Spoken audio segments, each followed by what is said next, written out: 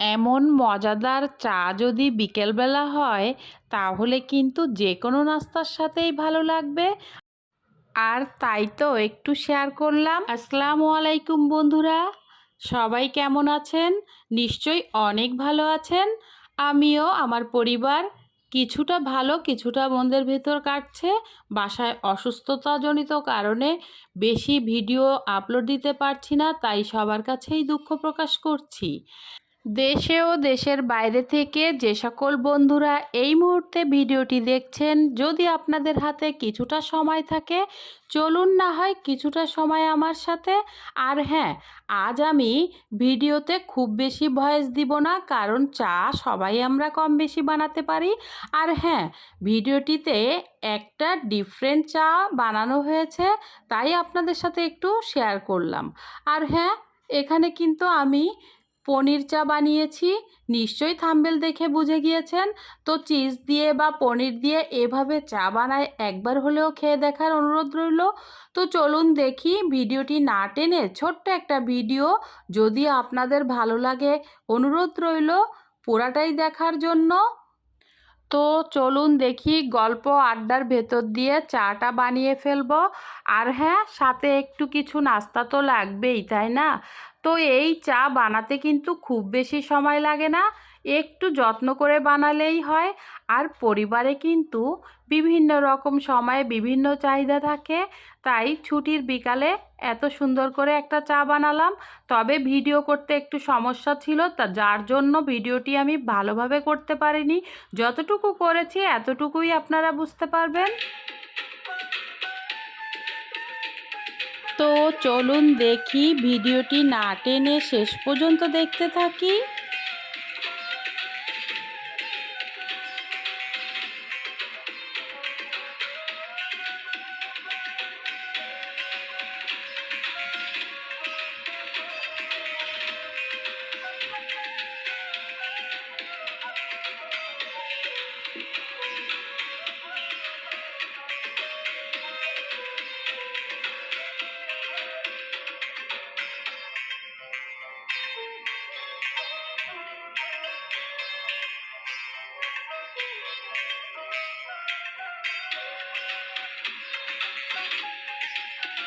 তো এই তো এখানে আমি কিন্তু চিজ ভালোভাবে টুকরো টুকরো করে নিচ্ছি।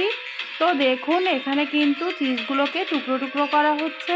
এটা কিন্তু আমি চায়ের ভিতরে দিয়ে দিব। তো দেখতে থাকুন।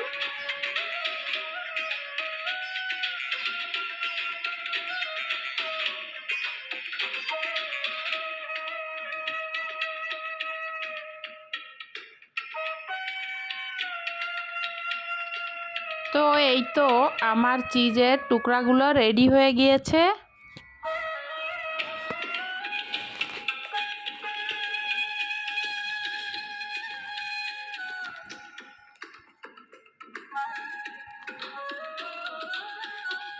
যে সকল বন্ধুরা এখনো পর্যন্ত আমার চ্যানেলটি সাবস্ক্রাইব করেননি, যদি আপনাদের ভিডিওর কোনো অংশ ভালো লেগে থাকে তাহলে প্লিজ একটা লাইক দিয়ে সুন্দর একটা গঠনমূলক কমেন্টস করে সাবস্ক্রাইব করে নিন। তো এই তো এদিকে কিন্তু আমার চা জাল হয়ে গিয়েছে। এখন কিন্তু আমি কিছু গ্লাস রেডি করে নিলাম দুইটা। এখানে আমি কিন্তু কিছু পনিরের টুকরো দিয়ে দিয়েছি। তো দেখতে থাকুন।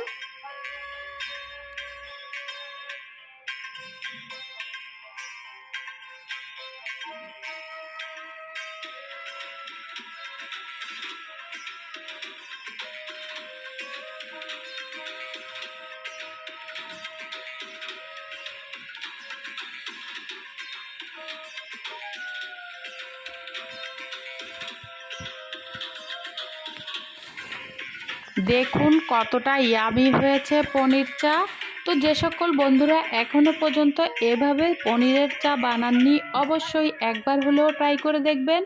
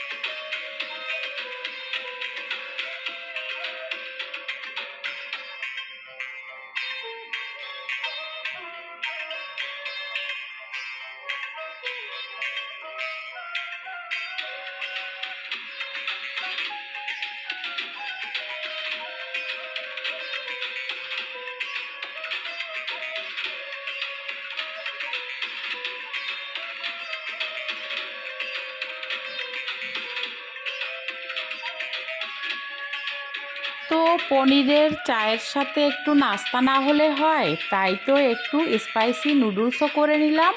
তো এই তো এভাবেই বিকালটা কাটালাম। সবাই ভালো থাকবেন। আজকের মতো এখানেই বিদায় নিচ্ছি। আল্লাহ হাফেজ।